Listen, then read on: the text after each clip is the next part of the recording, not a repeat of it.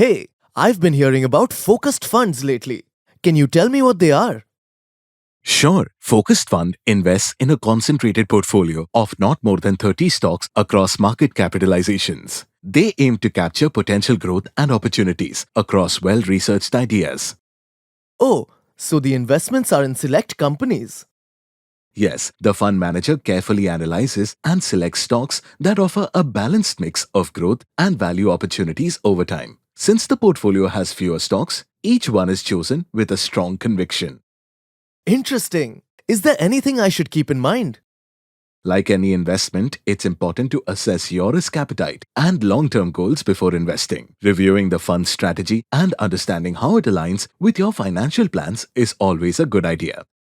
That makes sense. Thanks for explaining. Anytime, happy to help.